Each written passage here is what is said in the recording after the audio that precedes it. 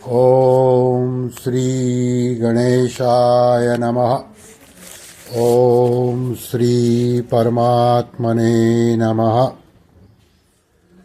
अध्याय 6 श्लोक क्रमांक 15। युञ्जन्नेव सदात्मानं योगी नियतमानसः शान्तिर्निर्वाण परमां मत्संस्थामधिगच्छति। अर्थात वश में किए हुए मन वाला योगी मन को इस तरह से सदा परमात्मा में लगाता हुआ मुझ में सम्यक स्थिति वाली जो निर्वाण परमा शांति है उसको प्राप्त हो जाता है। अभी इसकी व्याख्या। योगी नियत मानसः, जिसका मन पर अधिकार है वह नियत मानस है। साधक नियत मानस तभी हो सकता है जब उसके उद्देश्य में केवल परमात्मा ही रहते हैं, परमात्मा के सिवाय उसका और किसी से संबंध नहीं रहता। कारण कि जब तक उसका संबंध संसार के साथ बना रहता है तब तक उसका मन नियत नहीं हो सकता। साधक से यह एक बड़ी गलती होती है कि वह अपने आप को गृहस्थ आदि मानता है और साधन ध्यान योग का करता है, जिससे ध्यान योग की सिद्धि जल्दी नहीं होती। अतः साधक को चाहिए कि वह अपने आप को गृहस्थ, साधु, ब्राह्मण, क्षत्रिय, वैश्य, शूद्र आदि किसी वर्ण आश्रम का न मानकर ऐसा माने कि मैं तो केवल ध्यान करने वाला हूँ। ध्यान से परमात्मा की प्राप्ति करना ही मेरा काम है। सांसारिक रिद्धि सिद्धि आदि को प्राप्त करना मेरा उद्देश्य ही नहीं है।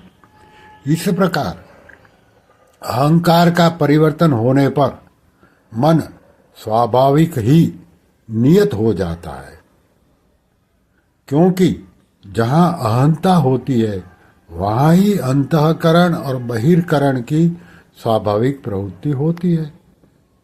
फिर शब्द है युञ्जन्नेवं सदात्मानं।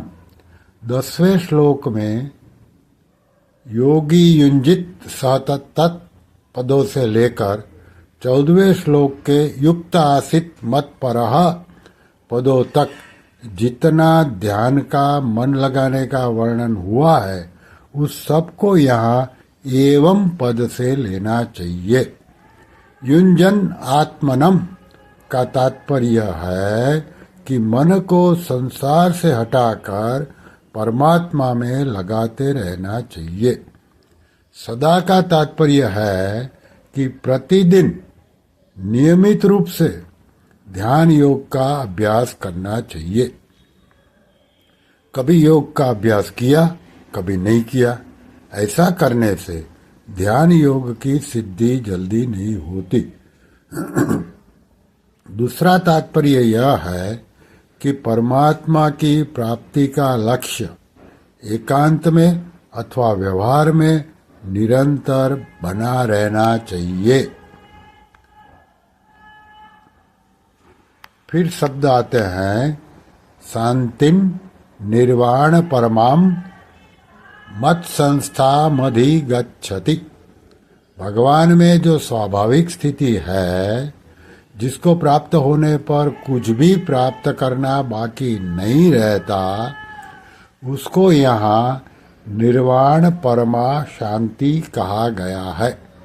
ध्यान योगी ऐसी निर्वाण परमा शांति को प्राप्त हो जाता है। एक निर्विकल्प स्थिति होती है और एक निर्विकल्प बोध होता है। ध्यान योग में पहले निर्विकल्प स्थिति होती है, फिर उसके बाद निर्विकल्प बोध आता है।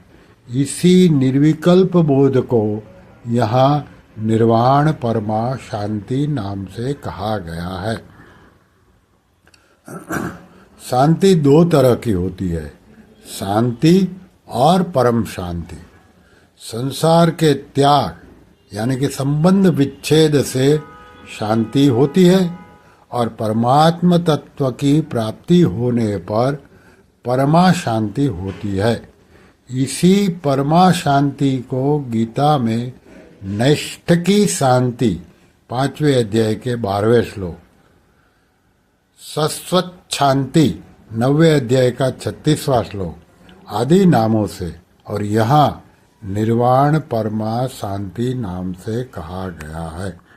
श्री कृष्ण शरणम मम, श्री कृष्ण शरणम मम, श्री कृष्ण शरणम मम।